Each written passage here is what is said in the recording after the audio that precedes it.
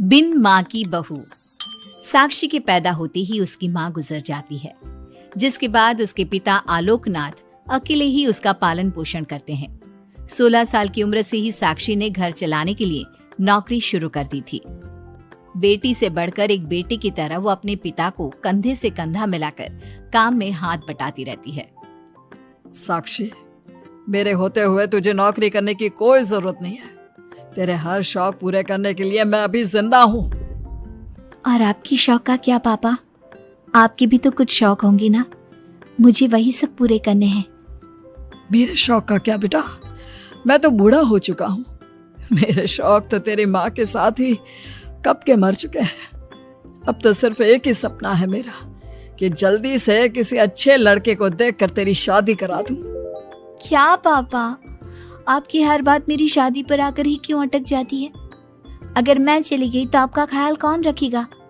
इसलिए मैं आपको छोड़कर कहीं नहीं जाऊंगी। अरे बेटा, एक ना एक दिन हर लड़के को जाना ही पड़ता है, तुझे भी जाना तो होगा ही। अपने पिता की बातों से निराश होकर साक्षी अपने रूम में चली जाती है। पिता से दूर होने के ख्याल से ही वो फूट फूट कर रोने लगती है। कुछ दिनों के बाद, आलोकनाथ जी, हमारी नजर में एक लड़का है। उसके पास बंगला, कार, सब कुछ है। सुना है करोड़पति लोग हैं वो। आप कहे तो आपकी बेटी के लिए बात करूं? अरे लेकिन हमारे इतने बड़े परिवार में अपनी बेटी ब्याहने की हैसियत नहीं है। उन सब की चिंता मत कीजिए। उन लोगों को दहेज वगैरह कुछ नहीं चाहिए। वो लोग तो सिर्फ अपने परिवार के लिए गुणी और संस्कारों से परिपूर्ण बहू चाहते हैं। अगर ऐसी बात है तो आप उन लोगों से मेरी बेटी के बारे में बात कीजिए। मेरी बेटी में वो सभी गुण हैं जो वो अपने परिवार की बहू के लिए चाहते हैं। इस तरह वो साक्षी का रिश्ता लेकर अर्जुन नाम की लड़की के परिवार के पास जाता है। साक्षी की फोटो देखकर लड़के वाले उसे झट से पसंद कर लेते हैं, जिसके बाद अर्जुन के परिवार वाले साक्षी को देखने उसके घर पहुंचते हैं। आलोकनाथ जी, हमें तो आपकी लड़की फोटो में ही पसंद आ गई, और फिर भाई साहब ने आपकी लड़की की तारीफ भी बहुत की है। अब तो बस आप हमें उससे मिलवा ही दीजिए। साक्षी बिटिया, बाहर आना तो। साक्षी। अपने पिता की आवाज सुनकर साक्षी तुरंत बाहर आ जाती है और एक एक करके सभी के पैर छूती है। आलोकनाथ जी, आपकी बेटी तो सच में बहुत गुणवान और संस्कारी लगती है। बिटिया, क्या क्या शौक है तुम्हारे? पापा, और अपनी जरूरतें पूरी करने के अलावा मेरे और कोई शौक नहीं है। आपने अपनी लड़की को सच में बहुत अच्छे संस्कार दिए हैं भाई साहब। इसे अपने घर की बहू बनाना तो हमारे लिए सौभाग्य की बात होगी। इस तरह सबकी राजी खुशी से अर्जुन और साक्षी की शादी भी हो जाती है। साक्षी की सास उसे एक माँ का भरपूर प्यार देती है और कभी उसे मायके की कमी महसूस नहीं होने देती। साक्षी बेटा, तू आराम कर। सुबह से घर के काम पर लगी है, थक गई होगी अब बिटिया। नहीं माँ, मैं ठीक हूँ, आप चिंता मत कीजिए। मैंने कहा ना, अपने रूम में जाकर आराम कर। अरे काम की टेंशन मत ले। अपनी सास की जिद के आगे हार मानकर साक्षी अपने रूम में चली जाती है। थोड़ी देर बाद उसका पति भी वहां पहुंच जाता है। साक्षी, तुमने मेरी रेड कलर की फाइल देखी क्या? जी नहीं, मैंने तो आपकी कोई फाइल नहीं देखी। साक्षी, तुमसे मेरी एक फाइल तक नहीं संभाली जाती। 1000 बार बोला है तुमसे कि मेरे सामान को हाथ मत लगाया करो। मेरी सुनती ही कहाँ हो तुम? माँ ने बहुत सर पर चढ़ा रखा है तुम्हें। अर्जुन के इतना कहते ही साक्षी रोने लगती है। साक्षी के रोने की आवाज सुनकर उसकी सास वहां पर आ जाती है। साक्षी बेटा, क्यों रो रही है?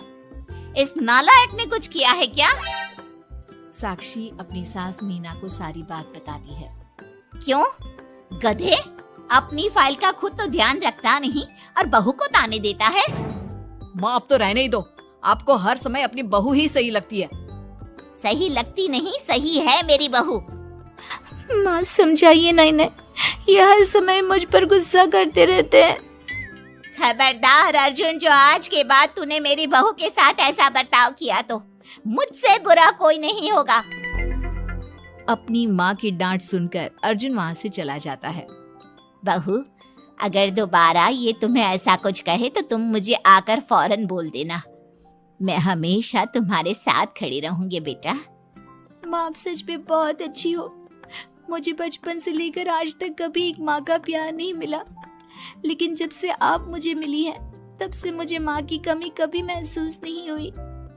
अरे पगली, मैं भी तो तेरी माँ ही हूँ, और मेरे होते हुए अब तुझे कभी अपनी माँ की कमी महसूस नहीं होगी। एक दिन, साक्षी, अब मैं तंग आ चुका हूँ तुमसे। भगवान के लिए मुझसे दूर रहा करो। अब मुझे ना चिढ़ होने लगी है तुमसे। अर्जुन, ये क्या तरीका है अपनी पत्नी से बात करने का?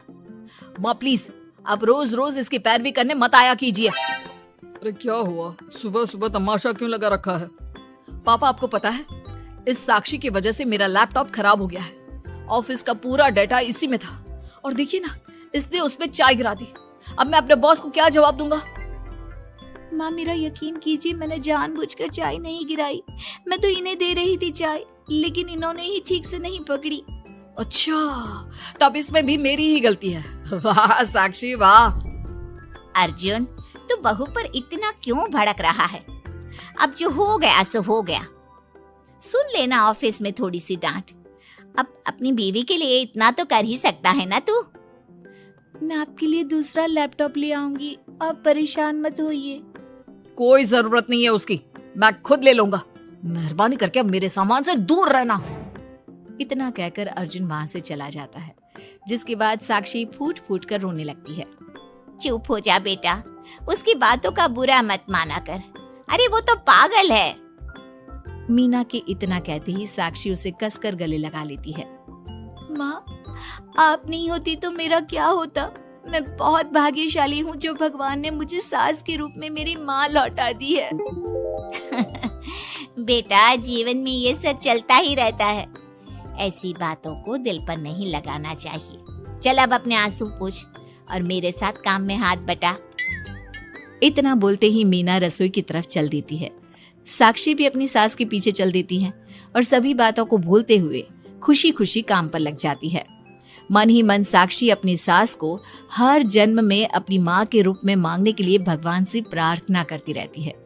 ऐसे ही दिन बीतते रहते हैं। मीना हर समय ढाल बनकर अपनी बहू के लिए खड़ी रहती। तभी एक दिन पड़ोसी, मीना, तूने अपने बेटे के लिए यह कैसी बहू चुनी है, जिसकी माँ उसके पैदा होते ही गुजर गई? अरे ये तो कुलक्षणी है। ऐसो के घर का तो पानी भी नहीं पीना चाहिए, और तूने उस घर से लड़की चुन ली। ये सब फालतू बातें हैं, ऐसा कुछ नहीं होता। मीना, तूने उस बिन माँ की बहू को बहुत सर पर चढ़ा कर रखा है। अभी भी वक्त है, संभाल ले उसे। कहीं ऐसा ना हो कि तेरे हाथों से फिसल जाए तेरी बहू। ये तुम लोग क्या बोल रही हो? मेरी बहू बाकी बहू जैसी नहीं है, वो तो कोहिनूर से भी कीमती है मेरे लिए। हमारा काम था तुझे समझाना। बहू को कभी भी बेटे से बढ़कर प्यार नहीं देना चाहिए, वरना उन्हें बिगड़ते देर नहीं लगती। और यहाँ तो तेरी बहू बिन माँ के पली बड़ी है। न जाने उसके बाप ने कैसे संस्कार दिए होंगे उसे। चुप करो तुम लोग, मैं अच्छे से समझती हूँ तुम लोग मुझे मेरी बहू के खिलाफ भड़काना चाहते हो। देख मीना, हम तेरी सहेलियां हैं, तुझे भड़काकर हमें कुछ नहीं मिलने वाला, लेकिन बहू को इतना सर पर चढ़ाना ठीक नहीं। हमारा काम तो सिर्फ तुझे आगाह करने का था, बाकी मानना न मानना तेरी मर्जी। चल मीना, अब हम लोग चलते हैं, तू अपना ध्यान रखियो। इतना बोलकर सभी लोग वहां से चले जाते हैं, जिसके बाद मीना घंटों तक सोच में डूब जाती है और अपने बहू के प्रति इतनी सारी बातें सुनकर कहीं ना कहीं उसके मन में भी साक्षी के लिए हीन भावना जन्म लेती है। तभी वहां पर साक्षी भी आ जाती है। माँ जी, ये लीजिए चाय। रख दे और जा। क्या हुआ माँ जी, आप कुछ उखड़ी उखड़ी सी लग रही हैं। कहाँ ना जाए यहाँ से, एक बार में तुझे सुनाई नहीं देता क्या? अपनी सास का बदला सा व्यवहार देख साक्षी तुरंत वहां से चली जाती है। अगले दिन, बहू, बहू कहाँ चली गई? साक्षी! जी माँ जी। ये क्या, घर इतना गंदा कैसे हो रखा है? कभी हाथ पैर भी मार लिया कर इधर उधर, वैसे तो सारा दिन घर में नाचती रहती है। मैं अभी पूरा घर अच्छे से साफ कर देती हूँ माँ जी। एक हाथ में झाड़ू और दूसरे हाथ में बाल्टी लिए साक्षी चुपचाप घर के कामों में लग जाती है। शाम में, साक्षी, ऑफिस में मेरी कल बहुत जरूरी मीटिंग है, मेरे कुछ कपड़े प्रेस कर दो, मुझे कल जल्दी निकलना है। जी अभी कर देती हूँ। साक्षी अर्जुन के कपड़े प्रेस कर ही रही होती है, तभी उसके ससुर उसे आवाज लगा देते हैं, जिस पर वो भागते हुए उनके पास जाती है। और थोड़ी देर बाद जब रूम में आती है तो वो देखती है कि अर्जुन के कपड़े बुरी तरह से जल चुके थे।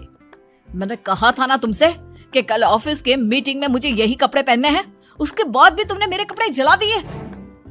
मुझे माफ कर दीजिए, मुझसे गलती हो गई। ये कोई छोटी मोटी गलती नहीं है, समझ में आ रहा है तुम्हें? शोर की आवाज सुनकर अभय और मीना भी वहां पहुंच जाते हैं। क्या हुआ, तुम दोनों लड़ क्यों रहे हो? पापा देखिए ना, इसने मेरी नई शर्ट जला दी जो मैं कल मीटिंग में पहनने वाला था। बेटा उसे मैंने ही आवाज दी थी, इसलिए वो शायद जल्दबाजी में प्रेस का बटन बंद करना भूल गई होगी। पापा अब आप भी माँ की तरह इसका साथ दे रहे हैं। अर्जुन, इस बार तू सही है और बहू गलत। आखिर वो इतनी लापरवाह हो कैसे सकती है? माँ जी प्लीज मुझे माफ कर दीजिए। अब तुम्हारी सजा ये है कि अभी और इसी वक्त तुम मेरे बेटे के लिए हूबहू ऐसी ही शर्ट ढूंढ कर ले आओ। जाओ। तुम्हारा दिमाग खराब हो गया है क्या? इस समय कहाँ जाएगी हमारी बहू? और अब तो सारी दुकानें भी बंद होने वाली होंगी। अगर दुकानें बंद हो भी गई होंगी तो उसे खुलवाकर मेरे बेटे के लिए शर्ट लेकर आओ। माँ रहने दीजिए, इन सब की कोई जरूरत नहीं है।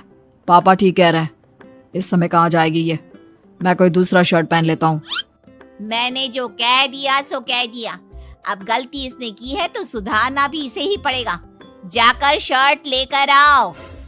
मीना की बातें सुनकर साक्षी रोते हुए वहां से चली जाती है और रात के 10 बजे तक पति के लिए दुकानों पर जाकर कपड़े ढूंढती रहती है। थक हार कर करीब 12 बजे साक्षी कपड़े लेकर घर पहुंचती है। अर्जुन की ऑफिस के मीटिंग के लिए तुम्हें हूबहू वैसे ही कपड़े मिले या नहीं? ये रहे कपड़े मम्मी जी। साक्षी अपनी सास को कपड़े देकर जा ही रही थी कि मीना उसके हाथ में चोट देखती है। ये चोट कैसे लगी तुझे? पता नहीं, जल्दबाजी में शायद किसी चीज से लग गई होगी। इतनी बड़ी हो गई हो, अब अपना ध्यान रखना कब सीखोगी? आप तो जानती ही हैं माँ, मैं बिन माँ की पली बड़ी हूँ।